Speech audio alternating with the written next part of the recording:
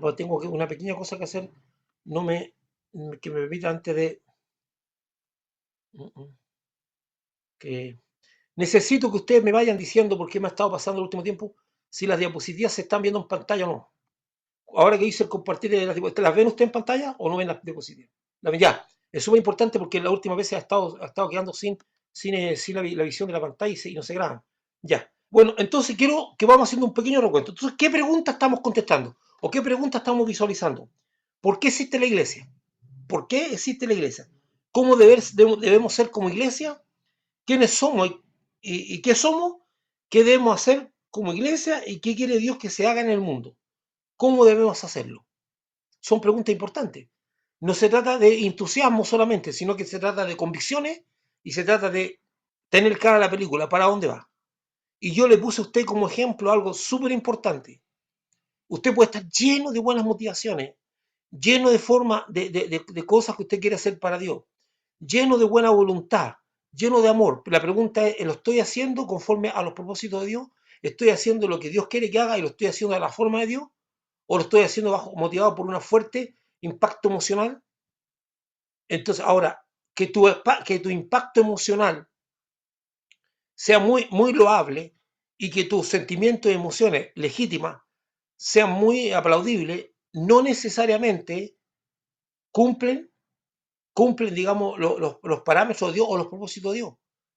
Y eso quedó claramente evidenciado en el traslado del arca desde la casa de un hombre que haya sido bendecido hasta la carpa que le había preparado David.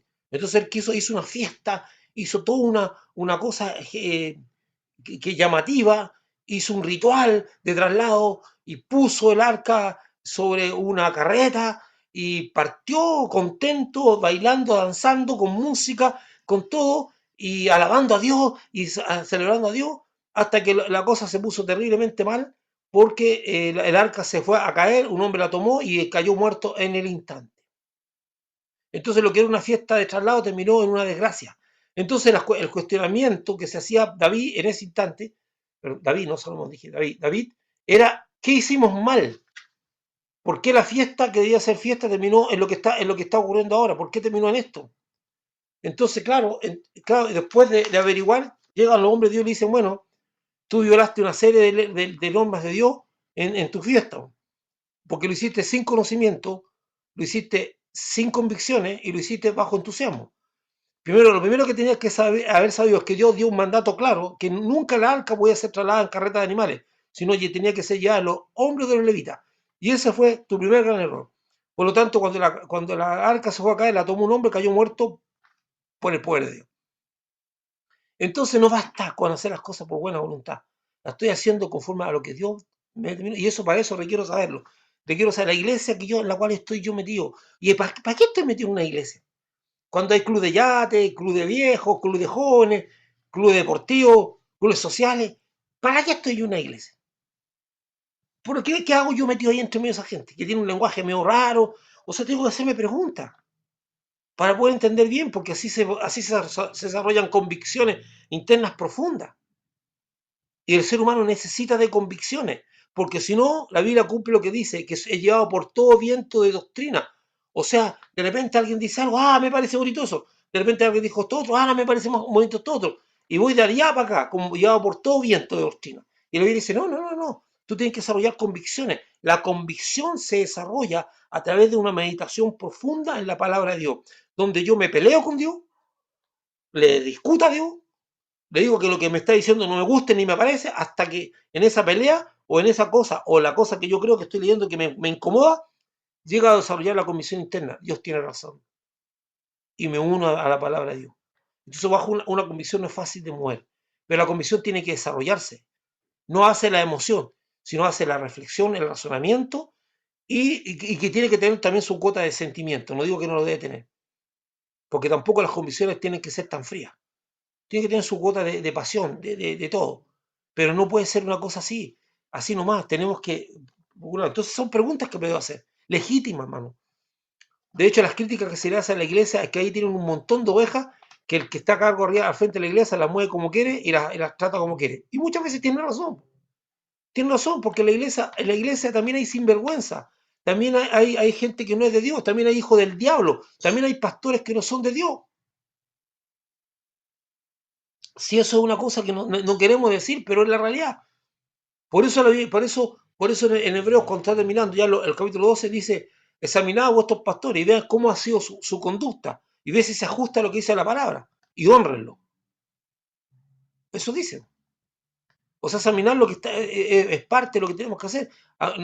Eso no, es que el ungido de Dios es intocable. No vengan con esas cosas no. Es cierto que somos ungidos con Dios, y para que usted sepa que la palabra ungido significa separado. Somos separados, cierto, que Dios nos dio una labor, pero eso no nos hace intocables, no nos hace seres superiores, no nos hace ángeles de luz, nos hace seres humanos que tienen un mandato de Dios específico, que no es menor que el suyo, que no es que es menor que el suyo. Y algunas veces, como yo empecé en la iglesia sin tener ni una pretensión pastoral, de hecho, yo estuve llorando una semana cuando me iban a ordenar, porque yo no quería que me ordenaran. Entonces, cuando estaba eso, yo empecé limpiando banca. Y parece que a Dios le agradó y lo hice bien y me elevó así sucesivamente a otras tareas. Y me fue dando otras tareas. Pero yo era feliz limpiando banca. Mi pasión era llegar a la iglesia a escuchar la palabra de Dios, a compartir con mi hermano, a escuchar a los hermanos. Era una cuestión que a mí me encantaba. El domingo yo lo esperaba con ansia para poder conversar con los hermanos, compartir. Era algo agradable, era una cosa que yo no sé. Entonces no había pretensiones mayores. Y eso es lo que tenemos que hacer. Entonces, preguntas que tenemos que hacerlo. Entonces, una de las cosas, mire, que es re importante que tenemos que rescatar, dice, es absolutamente importante poder condensar la definición de su propósito en una sola oración. O sea, como lo hemos hecho. ¿Por qué? Porque si la gente no la puede recordar, su valor será mínimo. O sea, pues tienen que ser capaces de recordar. Tienen que ser capaces de... Y vimos que la declaración de propósito es específica, es transferible. Y ahora vamos a seguir entonces con los apuntes suyos, que vamos a partir de la página 10 y voy a empezar a compartir pantalla. Eh,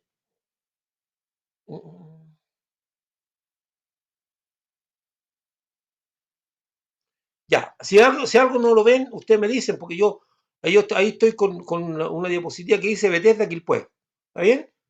22, eso es. Y vamos bajando. Entonces, aquí tenemos la Bethesda Quilpué está en transición a una iglesia con propósito, como lo estamos usando esta diapositiva. ¿Y cómo edificar una iglesia con propósito? Hasta este momento, hemos estudiado el punto 1. Todo lo que hemos visto hasta ahora ha sido el punto 1, que es determinando los propósitos de su iglesia. Lo que hemos visto desde la página 1 hasta las 9:30, 10, ha sido determinando los propósitos de su iglesia. Y hemos anunciado la declaración de propósito de la Congregación Ministerio de Bethesda Quilpué. ¿Cuál es la declaración de propósito de la Congregación? Es buscar las personas a las cuales Dios está trabajando e integrarlas a la familia de Dios, con el propósito de enseñarle a conocer y amar amar y adorar a Dios a través de una experiencia personal, y guiarlas a crecer para parecerse más a Cristo cada día, capacitarlas y equiparlas para su misión en el mundo y el servicio en la iglesia. Ojo, súper importante lo que voy a decir a continuación. Si alguien o algo o usted pueden achicar más esto, mejor sería.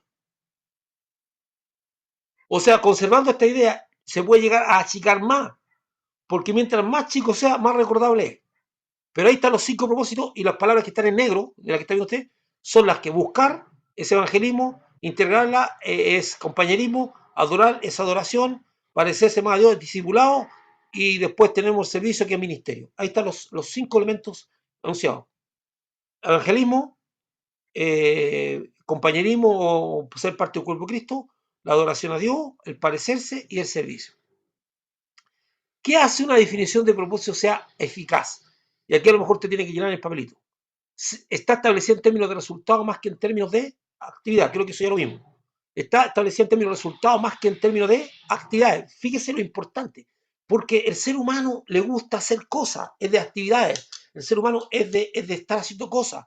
El ser humano, la iglesia sobre todo, creen que es más importante hacer cosas, pero no chequear los resultados.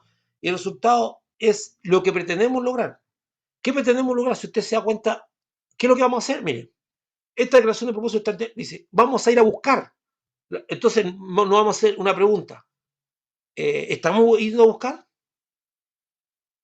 Segundo, integrarla. ¿Estamos haciendo que la gente se integre al cuerpo de Cristo? ¿O sencillamente tenemos una cosa así de un cafecito, como dice el pastor, medio desabrido, una conversación no muy profunda, y eso es todo el compañerismo? Entonces, si estamos fallando en el compañerismo, tenemos que hacer actividades que procuren cumplir el propósito del compañerismo. Entonces yo tengo que evaluar, ¿mi iglesia está haciendo compañerismo? ¿Estamos yendo a buscar al necesitado? ¿Estamos adorando a Dios? ¿Estamos preparando a la gente para que se parezca más a Cristo? ¿Y la gente está sirviendo a la iglesia? Son preguntas súper importantes. Entonces estamos integrando. Por ejemplo, un ejemplo simple. En un momento dado, con esta declaración de propósito, la visión de la declaración de propósito, me di cuenta que nosotros teníamos poco compañerismo y había que hacer cosas para lograr ese compañerismo. Entonces hay actividades muy típicas durante el año, como celebrar el 18 de septiembre, hacer alguna cosita, algunos días especiales como Navidad, Año Nuevo o otros días más, que la gente hace algo especial. Entonces, pero cuando hay un déficit y la gente no tiene un compañerismo muy amplio, procuramos hacer eso, pero direccionado, o sea, con propósito. Me recuerdo que nosotros tomamos la decisión hace un tiempo atrás, que lo hicimos por 2 años, que fue pero fantástico. Lo que logramos con eso fue, en ese tiempo que yo estaba dirigiendo la iglesia, es que nos quedábamos a almorzar una vez al año, o sea, una vez al mes a la iglesia. Una vez al mes, el último domingo, nos quedábamos a almorzar y a cada uno aportaba algo, o sencillamente preparábamos, por ejemplo, ya una tallarinata con distintas salsas. Tengo un ejemplo: salsa blanca, salsa boloñesa, salsa Alfredo. No sé. Entonces ahí teníamos un tiempo y preparábamos las mesas de tal manera que hacíamos pequeños grupos chicos en la mesa, unas 10 personas, porque no se puede compartir de otra manera. Y todos los meses rotábamos a la gente en las mesas para que se fuera a ir conociendo. Es una actividad, es un ejemplo de decir, bueno, estoy evaluando la integración de la iglesia, estamos conociéndonos más, estamos compartiendo más. Ya, no estamos logrando eso. Entonces, ¿qué es lo que vamos a hacer? Vamos a hacer ciertas cosas. Yo le acabo de decir, por ejemplo, una idea que se nos ocurrió en ese tiempo. Entonces, ahí dice, lo vemos en términos de resultados, vemos si estamos logrando resultados o no estamos logrando resultados. Está redactada de una manera que anima a todos los miembros a participación. Claro, porque si yo digo que el propósito es que crezcamos para parecernos más a Cristo, pucha, yo quiero crecer para parecerme más a Cristo. Muchos quieren crecer para parecerse más a Cristo. Los propósitos están acomodados en un proceso, en secuencia. Traiga gente, edifíquelas, entrénelas y envíelas. Traiga gente, edifíquelas, entrénelas y envíelas. Es un proceso. Un proceso. Vamos a tomar a las personas, las vamos a integrar, traerlas, es integrarlas, esta integrarlas, hay que integrarlas. Entonces tenemos que visualizar como iglesia cómo es el proceso de integración de los hermanos a la iglesia. ¿Es traumático? ¿Se les facilita el proceso? Porque la gente que no es convertida llega a una iglesia, se encuentra con un montón de canutos raros, po, que para nosotros hay cosas que son normales, pero para la gente no es normal, pues. Que a lo mejor usted se hace una pregunta de los traumas que usted vivió cuando entró, y esta gente cantaba y gritaba, y algunos, usted dice, esta gente anda haciendo recolección de plata con la ofrenda, y esta gente de repente oran como si estuvieran muriéndose, y no sé, cosas raras, ¿no? Entonces la pregunta es, yo tengo la intención de integrar a las personas, y ojo, hermanos, ser espirituales no es ser místico, vuelvo a insistir. No es que yo no cuento chistes porque soy un hombre de Dios. Hermano, si no el problema no es que no cuente chistes, es el tipo de chiste que cuenta, que es diferente. Si tiene usted buenos chistes, cuéntelo, si no hay problema. Pero si sus chistes son con doble sentido, no, ahí tiene que pensarlo muy bien. No, yo no hago estas cosas porque soy un hombre santo. Es que la santidad no la definen ciertas cosas, ¿verdad? Hay gente que tiene una tremenda confusión en un montón de cosas. Y ahí pasa entonces, tenemos que tener un proceso. Y después, ahora veremos cómo comunicar esta declaración de propósito. El punto 2, comunicando su propósito. Entonces, lo primero que vamos a ver, definir su propósito no es suficiente. Ya lo tenemos definido los propósitos, sabemos que son 5 propósitos, nos quedó clarito a través de la gran comisión de cada mandamiento que todo apunta a cumplir 5 propósitos, y a través de todos los textos de la Biblia que hemos estudiado, todo apunta a que el propósito por el cual Dios nos tiene en esta tierra es, el primero que nada, es aprender a adorar a Él, adoración. Dios quiere que aprendamos a adorarle a Él, que lo adoremos. Dios quiere que lo amemos, que tengamos una relación de amor, adoración. El segundo propósito es que sirvamos al prójimo como a nosotros mismos. Y servir al prójimo, servicio es ministerio, servicio. Tengo un servicio. El tercer propósito los tenemos del gran mandamiento, que es ir a buscar a las personas, evangelizarlas, comunicarles que hay buenas nuevas, que Dios tiene perdón para sus pecados y que pueden ser, y después hacerlo, integrarlos a la familia, que sean parte de la familia. Eso es compañerismo, tienen que desarrollar compañerismo. Y después también tenemos claro, hemos tenido claro que debemos hacer que la gente se parezca cada vez más a Cristo, eso se llama discipulado. Nosotros hemos reducido el discipulado a una manera de enseñanza. Entonces dice, voy a hacer un discipulado. Entonces dice, discipulado, ¿cómo eso me acerca más a Cristo? Bueno, me dan un conjunto de enseñanzas, el conjunto de enseñanzas yo las puedo tener. Entonces, discipulado, y el proceso de discipulado que hacía Cristo lo hacía en vivo indirecto con ellos, con enseñanzas claras. Por ejemplo, lo voy a discutir y pelearse porque quería ser el primero. Vengan para acá, ven a este niño, usted tiene que ser como un niño. El que no es como un niño, y todas esas cosas va enseñando Jesús. Entonces, dentro de esto, tenemos que empezar a definir propósitos, pero no es suficiente. La responsabilidad número uno del liderazgo es aclarar y comunicar continuamente el propósito de la organización. Tenemos que comunicar los propósitos. Usted lo tiene que tener claro. Entonces, una de las cosas, hermano, aquí parto con algo súper importante, muy importante. Yo estaba hablando, como dice el hermano, un poco rápido, y gracias por recordarme, tengo que calmarme. Tengo 45 minutos, pero no es para correr. Entonces, ¿cuál es la idea? La idea es la siguiente. En algún punto de esta conferencia, usted comparte con nosotros, conmigo y con los 5 propósitos, usted dice, no, yo no estoy de acuerdo con que la iglesia, que los propósitos de Dios son 5. Porque ahí usted recibió, si usted va al papelito, la hojita que tiene, hay una cantidad de textos bíblicos más los que puede encontrar usted sugeridos para ir leyéndolo uno tras otro y puede decir, bueno, estos son los propósitos de Dios. Pues. Eh, eh, cuando estamos, mire, voy a echar un poquito, andar un poquito para atrás la cosita aquí de mi apunte, y hay una parte, ahí cuando hay un cuadro que está en la página está en la página 6, en la página 6, ahí en la página 6 usted puede ver una cantidad de textos sugeridos para que usted pudiera buscar el propósito de Dios de la iglesia. Versículos que se relacionan con el propósito de Dios de la iglesia. Son todos neotestamentarios. ¿Por qué son todos del Nuevo Testamento? Porque el concepto de iglesia no existía en el Antiguo Testamento. Existía el templo nomás y los judíos y un ceremonial. Pero el concepto de iglesia, donde Jesús dice, edificaré mi iglesia, está en el Nuevo Testamento. Y ahí hay un conjunto de textos que a usted le van a indicar para qué Dios estableció la iglesia. ¿Para qué está la iglesia? Ahora usted puede buscar unos pocos más. Y esto es súper importante. ¿Por qué es súper importante? Porque si usted no concuerda que a través de todo el estudio de todos estos textos, más otros más que usted puede llegar, usted va a descubrir que hay 5 puntos básicos en todos los textos, que es amar a Dios, que es amar al prójimo, que es ir a buscar a dar la buena nueva a los no creyentes, que es integrarlo a la familia de Dios y que es capacitarlo, disipularlo. Si usted no concuerda con eso, todo lo que estemos estudiando para adelante no tiene sentido. No tiene sentido. Entonces concordamos en que hay 5 propósitos y de ahí vamos a comunicar las 5 maneras para comunicar la visión ahora. La visión, ya a través de esos propósitos definimos una oración que nos va a permitir recordar en qué está mi iglesia. Y los 5 propósitos son para todas las iglesias en el mundo, para todos los cristianos. Y entonces, ¿por qué tiene que haber una definición de propósito? ¿Por qué no usamos una? Porque la idea es acomodar la definición de propósito para nuestra iglesia lo más chica posible, que me permita entender y recordarme a mí y poder explicar a las personas que la iglesia está puesta por Dios para cumplir el propósito de Dios a través de 5 propósitos clave.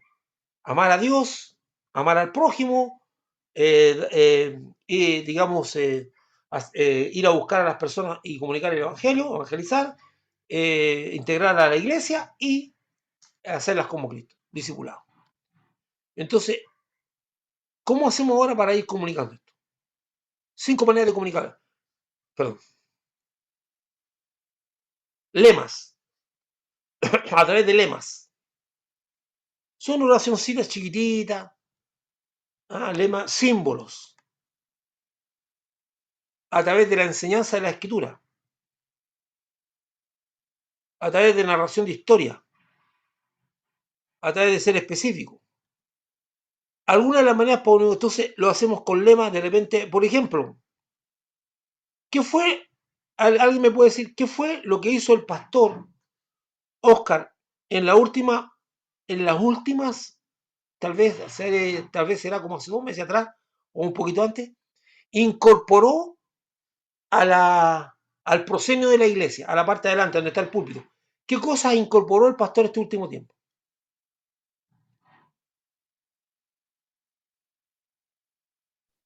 Los péndulos, ¿cómo se llama? ¿Péndulos? ¿Cómo Pendones. se llama? Ah, ¿Pendones? los pendones. Exacto. Gracias, mi hermana. Justamente. Él incorporó pendones. ¿Cuál es el propósito de esos pendones? De que nos estén recordando permanentemente los 5 propósitos. Esa es una manera. Él incorporó el uso de pendones. También pueden haber frases que se van cambiando mes a mes o semana tras semana o se mete que va indicando algunas cosas que resalten estos 5 propósitos. Pero los 5 propósitos hay que comunicarlos constantemente. De hecho, esta conferencia que estamos hablando ahora debería darse una vez al año. ¿Qué es lo que hace el pastor? ¿Qué es lo que hace el pastor Rick? Pero lo hacen de forma presencial para que sea más. Porque en este instante yo los puedo ver a usted y lo amo y ustedes se pueden ver, pero lo lindo sería poder estar juntos en un lugar. Y también no tendríamos que necesidad de estar haciendo esto, porque a lo mejor lo haríamos en un día o en 2 días, como se hace estas conferencias. Las conferencias se hacen 1 o 2 días seguidos y durante todo el día, cosa de combinar la conferencia en un minuto. Entonces, a través de lemas, ¿qué otra cosa? A través de símbolos, cosas que indiquen, no sé, inventamos símbolos entre nosotros, vamos creando algo que me indica, eso es discipulado. No sé, de repente una corona de rey es amar a Dios, cosas así, cosas que representan, yo miro el símbolo y digo, eso es evangelismo. Ahora, los símbolos han sido usados para comunicarse entre los cristianos durante mucho tiempo. ¿Usted sabe cuál era el símbolo más usado para identificarse a los cristianos en la antigüedad? ¿Cómo se reconocían entre ellos como cristianos? Sí, para que el resto no se diera cuenta, que después al final ya todos sabían el símbolo del pez. Ellos usaban un pez como símbolo. Y de hecho, algunas veces un cristiano dibujaba medio pez en el piso y el que lo completaba se identificaba como un hijo de Dios también. Pez. Y hay otros símbolos que se han usado. El símbolo de la cruz es un símbolo que lo llevamos durante mucho tiempo. ¿Qué representa para nosotros la cruz? La cruz para nosotros, los creyentes, y en el caso de nosotros los evangélicos, ¿por qué nosotros usamos una cruz? ¿Por qué nosotros no usamos una cruz con un Jesús puesto ahí? No lo usamos generalmente por 2 motivos, porque creemos que no hay que hacer imagen de nada, mandamiento de Dios, y segundo, porque Jesús no está en la cruz. Jesús salió de la cruz. Jesús resucitó. Entonces no lo vamos a tener eternamente en una cruz. Ya la cruz está vacía. Para nosotros la cruz vacía es un símbolo significativo de la resurrección de Cristo. Entonces los símbolos siempre han sido útiles para recordar. De hecho, a ver, si usted va por la calle y de repente ve un edificio o una casa con una cruz, ¿qué piensa usted? ¿Qué piensa? Ahora el micrófono, Mara Miriam, ¿qué piensa usted? Es una iglesia. Exacto, ¿no? El mensaje es clarito, po. Usted dice, ahí hay una iglesia. O sea, los símbolos sí son importantes. Los símbolos nos permiten comunicarnos y nos permiten la enseñanza de la escritura. Lógico, tiene que haber enseñanza de la escritura, ¿verdad? Tiene que haber Sí, enseñanza pastor. permanente. ¿Sí, alguien dijo algo? Sí, pastor, Juan Gonzalo. No. Bonito, ¿Cómo están, bien, hermano? gracias. Sí, todo lo que usted está señalando, claro, son verdaderas ayudas memoria. El uso de máximas o sentencias o lemas. La escritura está llena de máximas. Sí, claro. llenos de lemas, llenos de lemas. Entonces, por eso es bueno recurrir siempre al texto bíblico, porque ahí está la sentencia misma, digamos, y Sí, uno puede ampliarla en el sentido de meditarla en la comunión, en el compañerismo con otros hermanos.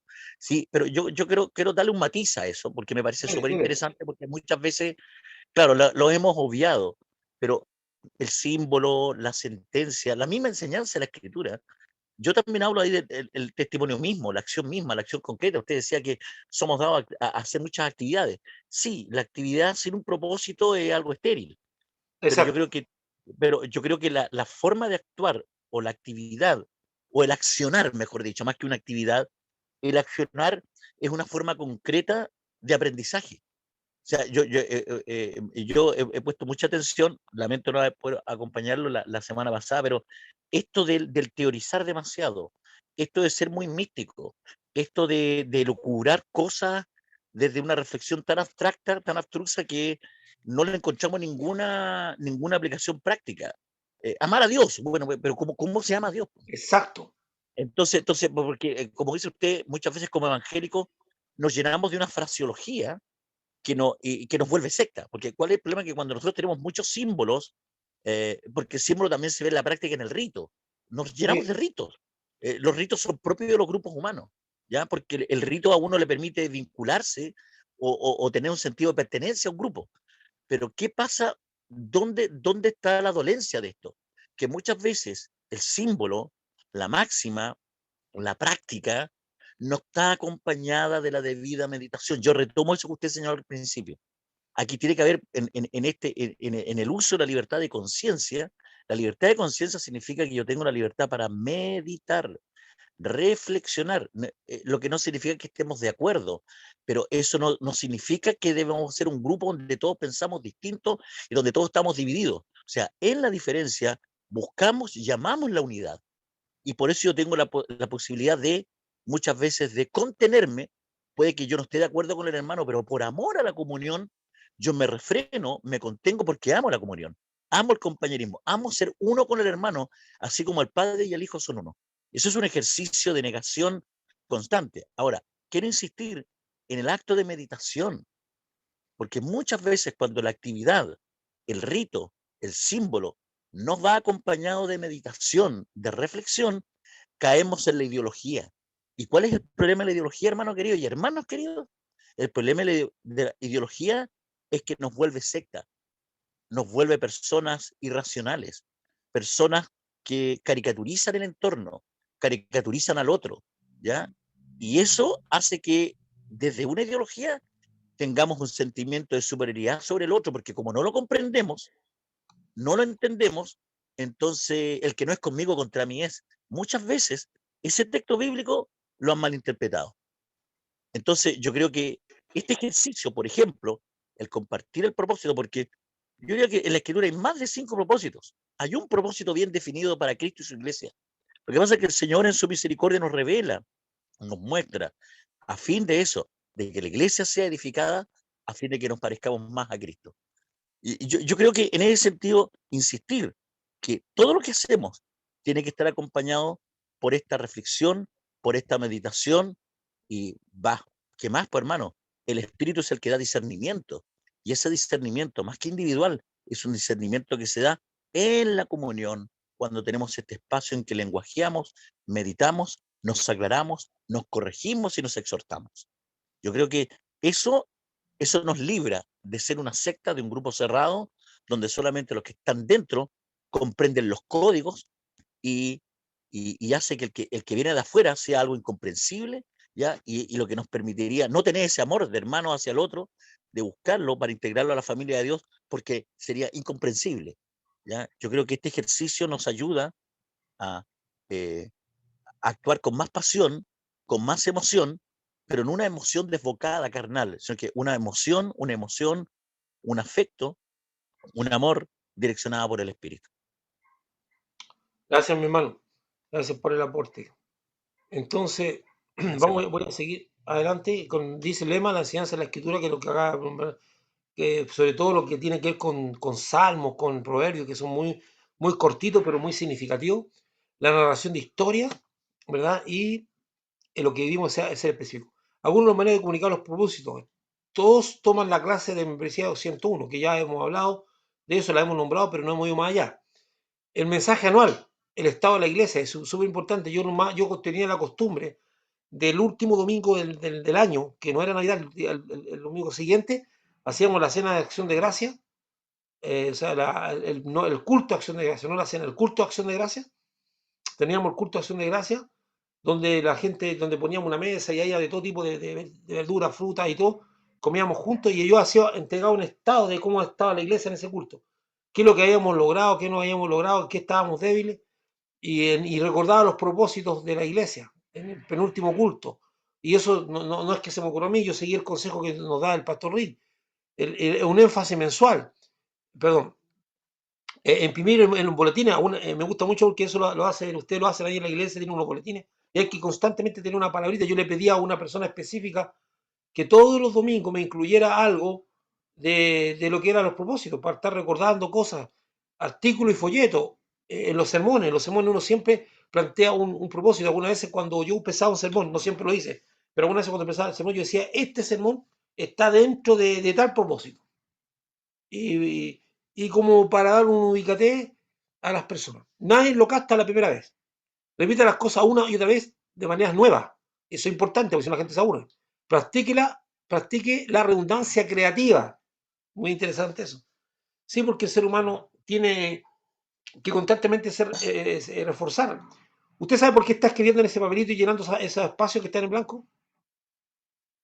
Porque, ¿por qué lo hacemos así? ¿Por qué usted está mirando la pantalla y está algunas veces cuando yo tengo algunos servicios, que los sermones que yo hago para los días domingos en la iglesia, normalmente pongo muchos dibujitos, pongo las diapositivas con dibujos. Y es por cosas bien, ¿sabes? Porque el mismo pastor dijo una gran verdad. Usted va a olvidar a las 72 horas de haber escuchado, usted va a olvidar el 90% de lo que escuchó. A las 72 horas usted va a olvidar el 90% de lo que escuchó. Frustrante, ¿no? ¿Verdad? Pero cuando usted está haciendo, escribiendo y rellenando, eso le da otro porcentaje de retención. Y cuando usted está viendo, eso es otro porcentaje de retención. Entonces, la idea es mejorar las ayudas que tenemos para retener, ya sea audiovisuales, visuales, o por ejemplo, un ejemplo simple. Una historia que usted cuente, muchas veces esa historia la gente se acuerda, hasta el día de hoy, hay gente que se acuerda de una historia, de una enseñanza y me la repite tal como la conté yo, porque le impactó tanto la historia con ese te permite mantener una enseñanza. O sea, hay que buscar maneras de hacer que esta redundancia sea creativa y no aburrida. Perdón, yo quiero decir una cosa, hay evangélicos que le rinden culto al aburrimiento. Son lateros. Son lateros cuando les toca hacer algo, decir algo, no, hermano, porque no, y no son lateros porque no tienen capacidad, cualquier persona puede hablar, pero cuando yo estoy ensimismado en que no, yo soy una persona que, por decirte algo, yo soy de la corbata del traje, normalmente yo tengo esa tendencia, pero yo no pienso que el que no use traje y corbata es menos espiritual, eso es una tontera. La cosa que lo que quiero decir es que muchas veces no queremos ser creativos porque no queremos salirnos del patrón que tenemos de cómo miramos las cosas. Si Dios es muy creativo, hermano, si es sumamente creativo, Dios creó todas las cosas que usted le rodean. Aplicación de los propósitos. No es suficiente definir y comunicar su propósito solamente. Una vez que usted haya definido y comunicado, hay que aplicar los propósitos en cada área de la vida de su iglesia. Hay que aplicarlos. ¿Cómo aplicamos a todo lo que hacemos en la iglesia con lo que está haciendo Juan? Y la clave a la aplicación es el balance. Tenemos que lograr que estos 5 propósitos estén balanceados en la iglesia. Usted nota, su iglesia estará concentrada en el propósito que el pastor le apasiona más, a menos que se estructure como un plan intencional para balancearla, basado en los 5 propósitos. Cuando ya tenemos esto establecido en la iglesia, ya independiente de lo que le apasiona al pastor, esto va a estar equilibrándose. Entonces, la meta que tenemos como iglesia, ¿cuál es? ¿Cuál es la meta que tenemos con la iglesia? Una vez que hemos entendido los 5 propósitos, vamos a buscar cómo se hace un balance en esos 5 propósitos. ¿Por qué? ¿Por qué? ¿Usted se recuerda de la primera pregunta con la cual partimos el estudio de la conferencia? ¿Cuál es la pregunta correcta y cuál es la pregunta no correcta? Dice, nosotros, ¿se acuerda? ¿Alguien se acuerda o no? Para darle la pasada, si no, lo digo. ¿Alguien se recuerda? Nosotros no tenemos que, no tenemos que preguntarnos qué hacer para que la iglesia crezca. Esa es la pregunta incorrecta. ¿Cuál es la pregunta correcta? ¿Por qué no está creciendo mi iglesia? Y la iglesia que no crece es porque tiene problemas de salud, porque no es una iglesia saludable, porque la iglesia debería crecer por sí misma. ¿Y cuál es el principio básico de la salud? En mi vida personal, el balance. Si yo tengo un sistema nutricional balanceado, bien, pues alguna vez, por ejemplo, yo tengo una debilidad que tomé la decisión de corregirla. Yo soy cafetero, cafetero, cafetero. Tengo máquinas para moler café, tengo máquinas, distintas máquinas de café, pero alguna vez se abuso del café. Eso no es balanceado. Entonces, que me va a perjudicar la salud, claro, a lo mejor es parte de lo que me está pasando ahora. Entonces, uno tiene que buscar el balance. Dejar un poco las cosas, y es una cosa que uno se propone, es buscar el balance para tener una buena salud. Así que, mis queridos hermanos, solamente una estrategia y una estructura con compromiso puede mantener el balance. Solamente una estrategia y una estructura con propósito puede mantener el balance. 10 formas para ser una iglesia con propósito. Y aquí, ¿cómo equilibrio propósito? Y ahí lo tiene usted, en lo que yo no me salté ahí, lo tiene usted. Empieza a ver los 5, el blanco que usted ministra. Entonces, aquí, rápidamente, porque esto lo voy a retomar, aquí tiene los círculos concéntricos, naturales. Y con esto termino. Los círculos concéntricos. ¿Qué son el círculo? ¿Cuál es el blanco a lo cual yo apunto? Usted se da cuenta que el círculo concéntrico más de afuera es la comunidad. La gente no cristiana que nunca va a la iglesia, la gente que vive a su alrededor, que nunca ha visitado una iglesia, que nunca ha puesto un pie en una iglesia, es lo más grande que hay. Hay una gran cantidad de la comunidad. Después la multitud, que son las personas que van ocasionalmente a la iglesia. No, oye, este domingo va a haber un culto de Navidad. Ya van porque es Navidad, o van porque es el día de la mamá. Pero van esos puros días. Esa es la multitud. Después está la congregación, que son las personas que aceptaron a Cristo y que son parte. Después, dentro de esa cantidad de congregación, no todos son comprometidos. Después vienen los comprometidos, los que están ahí sirviendo, los que están cumpliendo lo que Dios, digamos, el mandamiento que Dios les dio. Y después viene el núcleo, los que han ascendido a tomar el asunto del ministerio por liderazgo. ¿Va? Entonces, mire, blanco, el núcleo, aquellos que están comprometidos a ministrar a otros. Eso voy a partir mejor leyendo abajo. La comunidad del campo, misión, asistentes ocasionales 4 veces al año.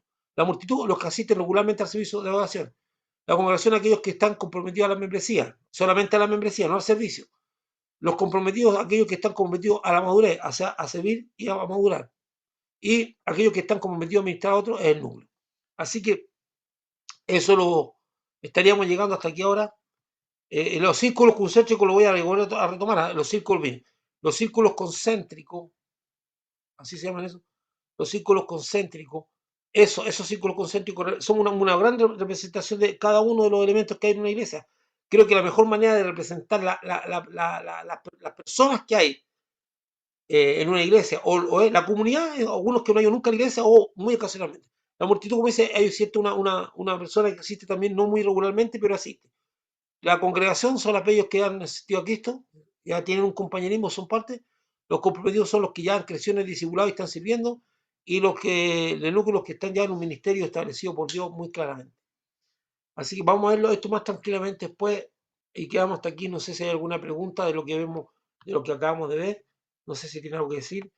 Ofrezco la palabra. Y alguien escriba con el chat.